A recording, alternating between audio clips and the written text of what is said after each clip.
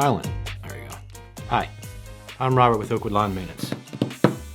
Today we're going to take a look at the KUJO yard shoes, yardwear yard shoes. Yes, this shoe right here. But before we continue, I want to make something absolutely clear.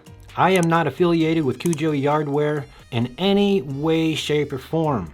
Not even associated with maybe some of their manufacturers that might actually produce some of the materials or products for them. Now, what I'm about to share with you is solely based on the time that I've spent with them on my feet.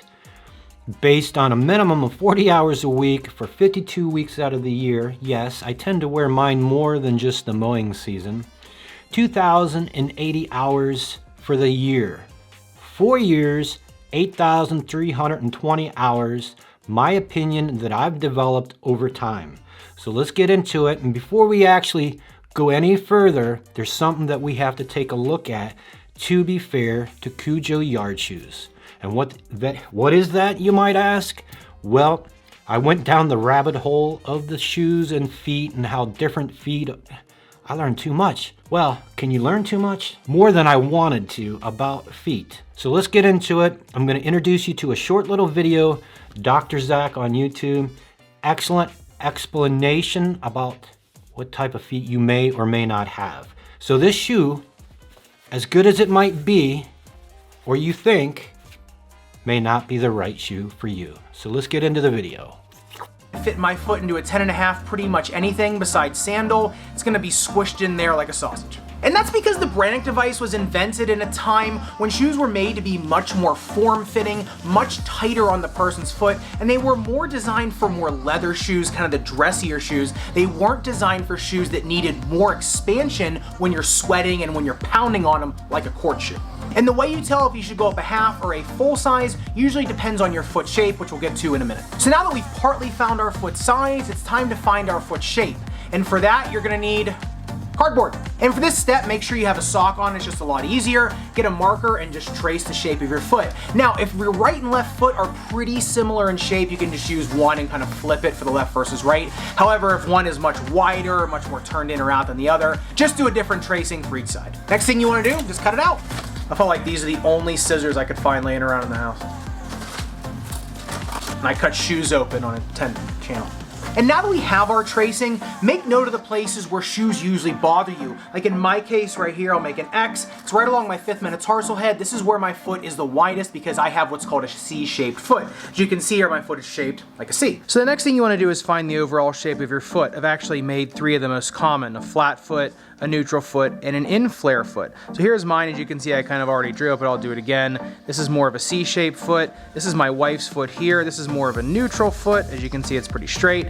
And a flat foot, which kind of goes off to the side. And as you can see, each one of these foot types is going to hit the shoe in different ways. As you can see, my foot type is going to hit right here, where this is my wife's foot right here. She might not really have a big issue in the foot because she's pretty straight, where some of the flat foot is going to have problems fitting in this area right here, as well as over here along the outside of their foot. And in terms of court shoes, there are really only 2 types of shapes, or what we call lasts. One is a slightly in-flared last, where there's just a slight bend toward the inside, and then straight, which is where the heel and the forefoot are pretty much straight. There's no angle between them. And when you take something like my foot, which is wide and in-flared, when you put it on top of here on the Sticon, as you can see, even at the widest part of my foot, I'm still well encased within the shoe. The shoe is still accommodating me at my widest, where on the Vapor Cage 4, at the widest point of my foot, look how far outside the shoe I'm coming. So you can see here where this shoe is just never gonna be compatible with me. Whereas someone like my wife, even though her foot's a lot smaller than this shoe, you can still see the overall shape of her foot actually fits the Vapor Cage 4 pretty well. So she would be a good match for this shoe. Now, if you're doing this in person, it's pretty easy. You just put them up against each other and see if the shape matches. However, if you're buying online like most people are, what you wanna do is just to take a picture of the tracing with your phone and then put some paper over top of it. Just gotta make sure the image stays on there.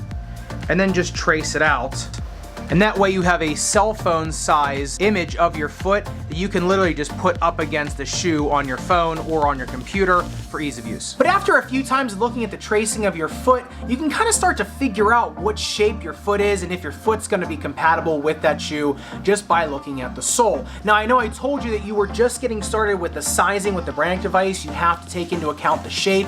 So if your foot is really kicked in like my foot is with the C-shaped and it's really wide, that's typically when I go up one size from the Brannock device. If you have a pretty straight foot, if this X isn't really making an X, it's kind of one continuous line, it usually means you can just go up that half size from the Brannock device. However, if you're kicked in or kicked out, depending on which side you are, usually that shape of your foot, because it's curling in, it's artificially making your foot look shorter, and that's why you have to go up a little bit more in sizing. And this is where finding an accurate review of the shoe you want to buy is really important, because if the shoe runs big, then you're going to want to go that half size down from your court shoe baseline, not your Brannock baseline. Conversely, if the shoe runs small, you're going to want to go a half size up from your court shoe baseline. And remember, I usually don't recommend people going up or down more than one half size, because when you start getting up or down a full size, there's just too much material in the shoe becomes too floppy, and your game actually suffers from it. And that brings me to my biggest point. Make sure you are measuring the foot to your shoe, not the other way around. What that means is some people try to buy shoes that just aren't compatible with their feet because they like the way they look, or they see a professional that they like wearing them. Sometimes it just doesn't work out. There are some shoes that are going to be compatible with your foot, and there are some shoes, no matter how high or low in a size you go, they're just not going to fit. So based on Dr. Zach's explanation of different shapes of feet and ordering these online, that's exactly why I went with KUJO, the return policy. I believe they give you like 45 days from the time of purchase to actually try them out, and if you don't like them, you can send them back absolutely free. I sound like an infomercial now. Let's address the elephant in the room. Do they leak? Okay, these are 2 years old. This is the toe cap. There's nothing coming out of the toe cap.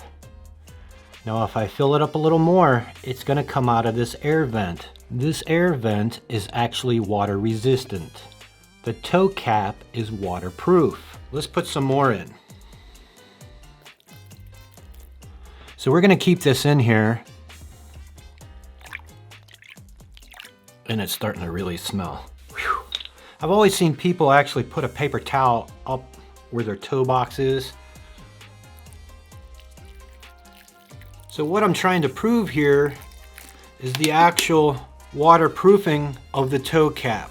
Water resistant here on the vent. Now this vent here and this on the sides, it actually lets your foot breathe a little bit. So the elephant in the room, the only place that I'm starting to see after 2 years, the water is starting to seep through right here in the side. And if I actually go forward, you can see it come out of the air vent here. Are they misleading anybody? Absolutely not. The toe box, toe cap, is waterproof. The vent here is water resistant. Now, if I was going to redesign this shoe, I would do away completely with this vent here and actually raise this up just slightly, bring it even from the back to the front. That way it gives you a little bit more leeway walking in some of these wet lawns. But let me get rid of this water here. To wrap this up, the sole's pretty good.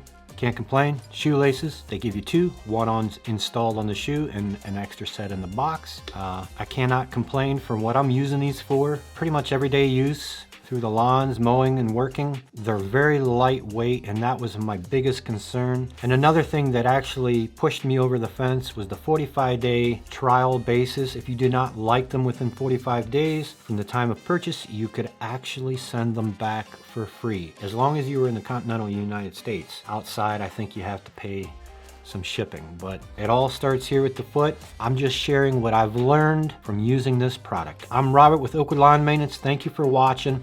And if you found any value in this video, go ahead and smash that like button if you're into that, and subscribe for more. Thank you. We'll talk to you later.